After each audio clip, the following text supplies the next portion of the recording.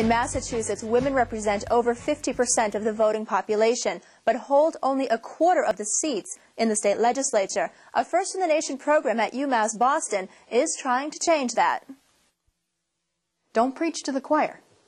You know, that's easy, and that's oftentimes not the case, and that won't make for a compelling op-ed. Write the op-ed as if everybody has a different opinion than yours, everyone has the opposite opinion, and you're going to convince them.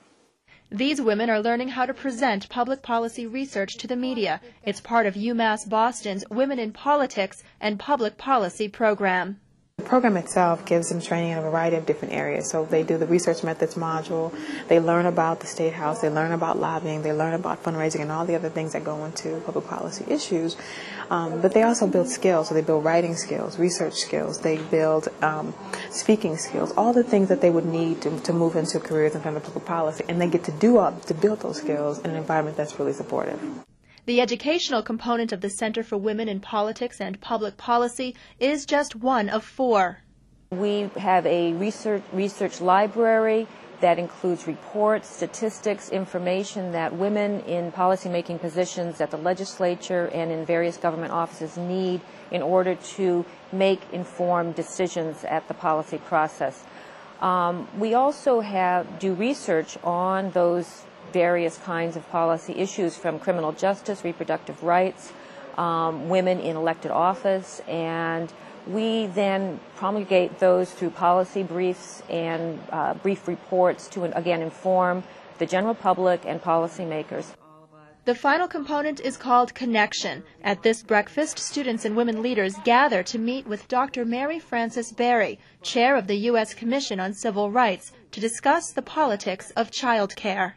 This is also another example of our effort to really give opportunities for women to come together, network, and make connections, and take those connections, bring those connections to our students, bring the connections to our alumni, and increase that pool of women who are actively involved and engaged in making policy-making decisions. It provided me the opportunity to reach out to a number of women who either went through the program or somehow was affiliated with the program, so that I could talk to them or they can give me guidance in terms of what my next step should be in working in a political campaign or taking a job. I really felt like I had support, and that directly came from networking from the program. Women just aren't groomed like men are to go into political office.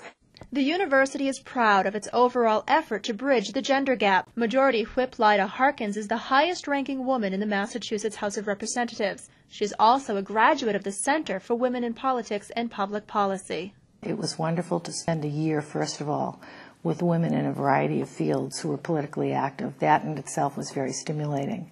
The other thing was that I had had it in my mind for a while to run for the state legislature, but I felt as though I had holes in my background, issue areas that I didn't really know a lot about, and I felt that I wasn't equipped enough to come here. Majority Whip Harkins says Bay State politics are steeped in tradition, including the Good Old Boys Club, and it's up to women to break down those walls. There's always a presumption that it's much more difficult to succeed here if you're a woman, and I just haven't found that at all. I have found a few things I've learned since I've been here. I've learned that you need to really ask for what you want, and I think women a lot of us aren't trained or socialized to do that.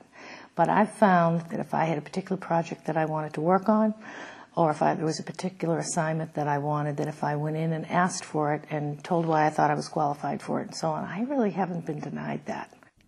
The center is co-sponsoring a gubernatorial forum on May 9th at the University of Massachusetts. The forum will focus specifically on issues that are important to women. All candidates have been invited to attend. The gender gap in Massachusetts has decided very many elections in the past. So the candidates know they really need to appeal to and be clear on what their positions are on women's issues. And women's issues are not, again, they're not just about abortion, they're not just about child care. It's about economics, it's about pensions, it's about the cuts in state aid to municipalities that are going to create layoffs. These are issues that are bread and butter issues for women.